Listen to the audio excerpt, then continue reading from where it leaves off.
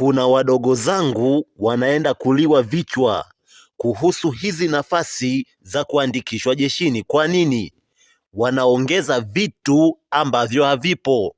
Mfano, kuna baadhi ya wadogo zangu wanaweka fomu ambazo mimi mwenyewe hata sizijui hizo fomu ni za namna gani, sijui zimetokea wapi.